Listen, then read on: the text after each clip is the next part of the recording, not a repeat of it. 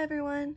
Today I figured I would show you the different ways that I keep track of my books that I read in a year. I'm very extra and I have multiple ways to do it in various different formats. Definitely overkill, but I love each type. The main star of today though is going to be my reading journal. I'm going to show you how I use it and how I keep notes and summaries in it. So before we get started, I want to show you where the base of my reading journal came from. I've used many different reading journals and I've even created some of my own, but it wasn't until last year where I actually purchased one from Etsy. The reading journal I chose was made by the creator Noted Daily. I will link their shop down in the description box because they're amazing. Their reading journal comes with a whole bunch of tabs that are all hyperlinked. I love this reading journal. It was the closest to what I had to what I needed for myself, but I decided to use this as my base and customize it to fit my needs. Now here is what mine looks like. Mine looks a little bit different than hers. I still have all the monthlies on the right side, but the tabs on the left are more customized to my preferences. On the left here, we have my anticipated books, my stats, my favorites, and extra notes. On the right side, we have the yearly overview, as well as all of the 12 months in the year. I customized this all in Keynote, and I made all the tabs hyperlinked as well. So let's get started on the left side actually, to see the anticipated books. And here, as you can see, I have a whole bunch of books that I'm anticipating, as well as the dates that they're going to be released at the very bottom. Usually at the end of the year, before the next one starts, I like to go through all the authors I've read, all the book series I've read, and see if there's any follow-ups or any books that have been recommended to me that have caught my eye. Once I've read them, I use a check mark to check them off. As you can see, now we're at May, and I still haven't read most of these, so I really hope I get to them by the end of the year. Next is stats. And here I use a very nifty little app called Storygraph. A lot of people that enjoy books use Goodreads, and that one is really good. I really enjoy that too. But Storygraph is different because it actually takes all the books that you have read and creates stats out of them. It shows you the moods, pace, page number, audiobook length, the genre, detailed genres, format, your most read authors, number of books, pages, and minutes read, and your average rating. I didn't know about Storygraph until recently, but I'm really enjoying it as of now. As you can see here, I have stats for the first 4 months of the year, and I just condensed them a little bit. They're a little bit hard to read from this distance, but you can just zoom in and you can see all the information the same. That's what I love about digital journaling. So if you are a visual person and you would really like to see all of your statistics laid out for you, I really recommend using this app. I'm not sponsored or anything. I'm just super obsessed with statistics when it comes to my books. Definitely really fun to look at. Next is my favorites tab. And here's when I put my favorite books of each month. Most of these books are 5 stars, but sometimes I don't have a 5-star in a month, but I have a 4.5 and that comes in here. And as for the month of March, there's 3 that I just could not pick between, so I put them all there. And I do have a space on my yearly overview for the book of the year. Finally, on the left side is the notes page, which is just the notes that was included in the original journal. Now on the right side is the yearly overview that I just mentioned. On the left, there is a goal, which my goal for this year is 330. I have hit higher before in previous years, but I feel like this year is going to be really busy for me, so I decided to go to 330. Don't compare yourself or anything. I literally have nothing to do other than read. So if you read 100 books, that is amazing. If you read 2, amazing. As long as you enjoy your book and everything, I'm all for it for you guys. On the bottom is where I would put how much I actually read.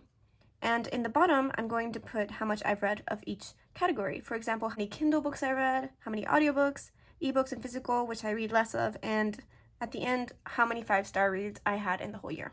And then over here is going to go the book of the year, which is going to be very difficult to decide on at the very end. And on the right side, we have this tracker of how many books I read in a month. I really like this visual way, like graphically, to see it, because you can really see how some months have less than others. And at the end, something that was included in the original that I wouldn't have considered to put in my journal was a reflection to see how you actually did at the end of the year. Now we're going to get to the monthlies. Since we're already 4 months in, I'm going to show you an empty one and how I made it look. Here's an empty spread. It has 24 places to put book covers as well as a rating. And the next page has 20 more. So in total, it's 44 places to put your books. I've never read 44 books in a month, but I left space if I ever do get to it. For the places that I don't end up using, I just cover up with a white sticker. Each of these little boxes are hyperlinked. That takes you to its own summary page. Here in the summary page, you have the same place for your book cover and the rating, as well as the format, title, author, spice, and important names. This can be the main characters' names, side characters, or if there's multiple main characters. That's really important. The reason I say summary and not like a review is because I don't really review my books unless I have like a very, very strong positive or negative feeling about them. I just enjoy them, and I have a very, very bad memory. So when I'm reading a book, especially on Kindle, every scene that happens, I write down. That's why it's called a summary for me. By the end of the book, after I finish it, I come in here and import all the notes that I've taken so that if I wonder like, oh, what was this book about? I can come back to my notes and see what it was. Or the reason I use this more often is when I'm in the middle of reading a series and it's probably ongoing and I have to refresh my memory before the next book comes out, which is very useful. The reason I say import is because while I'm reading a book, I'm taking notes on the Notes app on my phone. And after I finish the book, given my rating on my apps and written everything down, I just import those notes to my iPad and stick them all in here. So anyway, let's show you an example of a month that's filled out and one of the daily pages. So here I'm going to show you March, and I always include the total at the end of the page as well as books that I DNF'd. So as you can see, I have all the book covers and their ratings as well as the formats and if there's notes or not. First thing you may notice is these headphone stickers. I put a headphone sticker whenever I've read it as an audiobook, which happens to be more than half of them most of the time. Also, if you see a little X on the left corner of the book cover, it's because I did not write a note. I leave that to myself so that when I go in and I start clicking individually to see the notes of each book, I don't have to click on ones that are empty. So this is a book I read in January. It's called Unbroken Bonds. I didn't like it that much, but I still took notes on it. As you can see here, I filled out all of the left side and included very important characters there. And over here, if there's anything really important about those characters, maybe what powers are for each character or relationships between them, I always include them at the very front and bottom. In this case, spoiler alert, which god was each character. Each paragraph is a different scene, and these little flames are spicy parts. What I really do enjoy about these summaries on my books is if they have fan art, you can just include them. And since I read in my Kindle most of the time, I just import the Kindle highlights and quotes. Here's an example of a book series that I am completely in love with and took a lot of notes, highlights, and fan art from. This is kind of what it can look like. Of course, I had way too many highlights for this and had to squish them all in. Now, I did mention I was going to show the other trackers that I use. So the next digital one is my Google Sheets. So this just shows me a quick overview of every book and a bunch of information. On the left side, I have the month, followed by what number that book becomes in the year, the title, author, if it's a series or a standalone, the name of the series if there is one, the type, which can be Kindle, audiobook, ebook, or physical, the rating, if it's a reread, and if I cried. These are all very important to note for me. And as we go down, the monthlies change color. This is what all the monthlies are. Using all those devices as well as Goodreads and Storygraph, you might have seen that I also use the yearly overview of my Homo Nichi to just write down the title. And then I also have a notebook. I know it's a lot.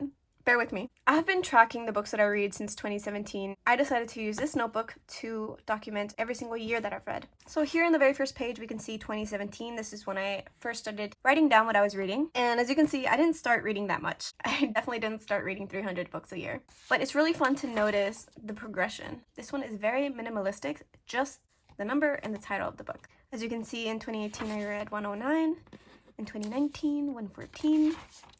And in 2020, it was when I basically became a monster. We had way too much time in our hands, so I just didn't stop reading.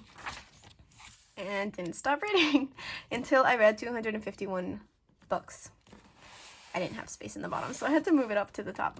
And then 2021 was pretty similar for me, taking up a lot more pages and finishing up at 350. I still haven't done the spread for 2022 because it actually takes a lot longer to write all of these down than it looks. But yeah, thank you guys so much for watching. If any of these formats worked for you or if you want to try something out, let me know in the comments. Bye!